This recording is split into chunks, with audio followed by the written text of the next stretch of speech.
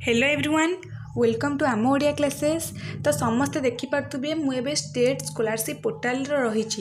तो आपण मैंने समस्ते जानी post matric scholarship last date रही आपणकर फेब्रुआरी 15 जोटा कि आपणकर SC ST and MBC welfare तरफ मिलूँ कौ कैटेगरी पिला EPC SC ST OBC SC BC एक कास्ट पिला माननकु ए स्कॉलरशिप टी मिलूँ। बुझिपारे तार लास्ट डेट टी आपण मैंने समस्ते जानी फेब्रुआरी 15 जोटा कि गत काली जाई सारी। बास पिला मानकर गोटे मोर डाउट थिला मैम ए डेट टी एक्सटेंड हैला ना हैलानी।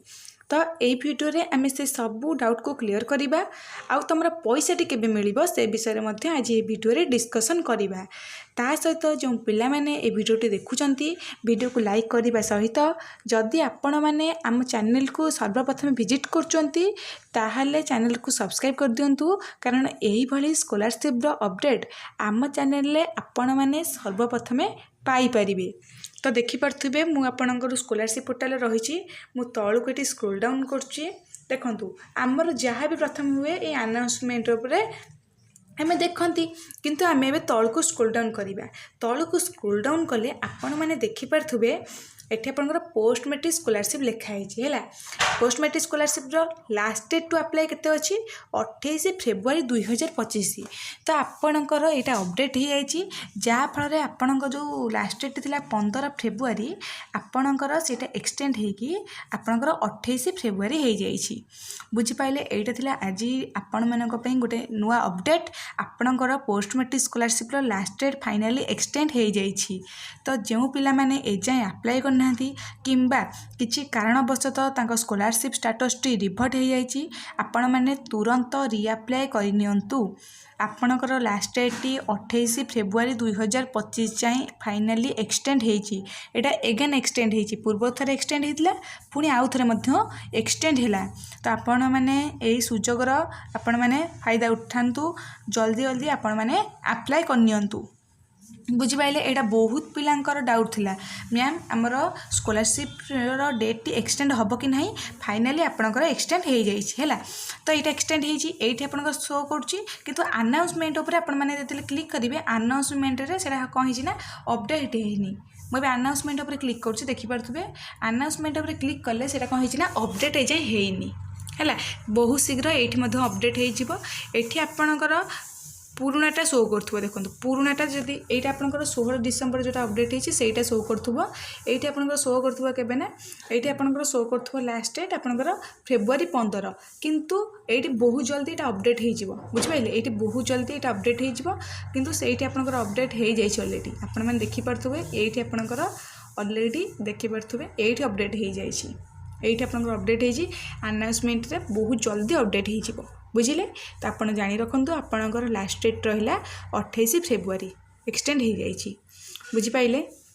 नेक्स्ट मुझे देखुची जो पिलांकर एप्लिकेशन स्टेटस टी पेंडिंग एट इंस्टीट्यूट शो करुँची से गोटे काम करूँ से तुरंत निज इंस्टीट्यूट सहित कांटेक्ट करके इंस्टीट्यूट रे निज स्टेटस टी कौन करूँ वेरीफाई करनियंतु बुझिपारे। नेक्स्ट देखिबा आ जो पिलांकर एप्लिकेशन स्टेटस टी एमती रिकमेंडेड बाय इंस्टीट्यूट लिखुची तांकर इंस्टीट्यूट ऑलरेडी तांको स्कॉलरशिप स्टेटस को वेरीफाई करनी आउ एबे आपणकर किछि करिपार नाही।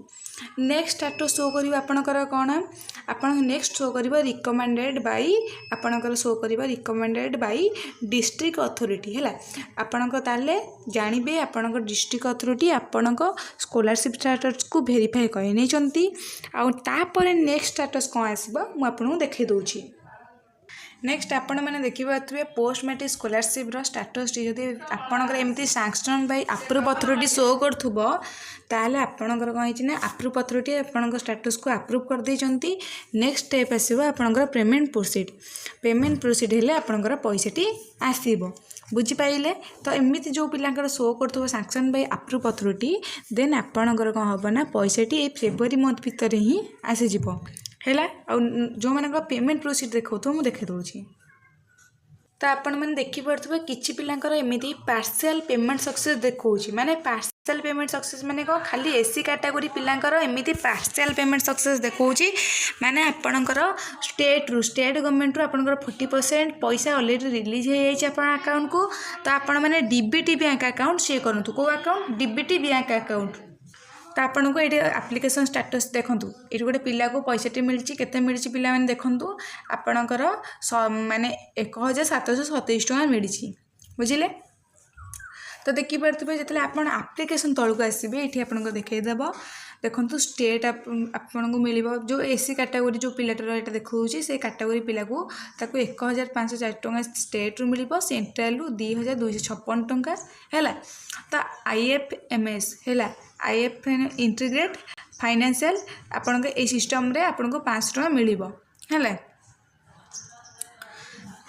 इंटीग्रेट फाइनेंस मैनेजमेंट सिस्टम यहाँ आपन को 500 टଙ୍କା दूची एटा हूँ पीएफए माने पब्लिक फाइनेंशियल मैनेजमेंट सिस्टम रू आपन को मिलूँ के 1504 टଙ୍କା एटा से एससी कैटेगोरी पिला किंतु जो मैंने आमर ईबीसी किंबा आपणकर ओबीसी किंबा एससीबीसी कैंडिडेट को केते टଙ୍କା मिलुची पिला माने ताकू एट ए टाइम वार्षिक 8000 टଙ୍କା मिलुची एटा ऑफिशियल सूचना अछि किंतु एससी कैटेगोरी सब पिला को डिफरेंट पैसा जेहेतु मिलुची पर्टिकुलर कही होनी एससी कैटेगोरी केते टଙ୍କା मिलुची आ जो मैंने एसटी रहिले किछि एसटी पिला को केते मिलुची 10000 किछि एसटी पिला को मिलुची 13000 एई टाइप रो मध्ये मिलुची बुझिले।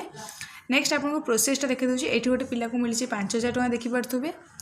नेक्स्ट तौक को स्क्रोल डाउन करिया देखूँ अपन पोस्ट मैट्रिक स्कॉलरशिप ये टाइप आसो फास्ट पेंडिंग एंड इंस्टीट्यूट तापर provisional approve by institute then recommended by institute तार provisional approve by district authority जो मानकर इंस्टीट्यूट वेरीफाई कर देथिबे तापर शो करिवो डिस्ट्रिक्ट अथॉरिटी अप्रूव करचंदी बोली तापर डिस्ट्रिक्ट अथॉरिटी सैंक्शन करेंगे यही प्रोसेस पर आपन सैंक्शन बाय सैंक्शन अथॉरिटी कौन करेंगे ना प्रोविजनल अप्रूव करेंगे देन सैंक्शन अथॉरिटी सैंक्शन करेंगे यही प्रोसेसटा सरला आप पेमेंट प्रोसीड कौन हम ना पैसाटी आसब बुझीपाला जो मैंने पेमेंट प्रोसीड लिखुव 24 घंटा रू आपणकर 48 घंटा भितर पेमेंट अकाउंट को आसो कौ अकाउंट शो करेंगे आपणकर जो डीबीटी बैंक अकाउंट जो थे आपणकर आधार लिंक बैंक अकाउंट आपण मैंने सब चेक करेंगे आधार लिंक बैंक अकाउंट आउ गोटे कथा जो पिलांकर कौन है किसी कारणवश रिजेक्ट हो जाइए से बारंबार एप्लिकेशन स्टेटस देखूँ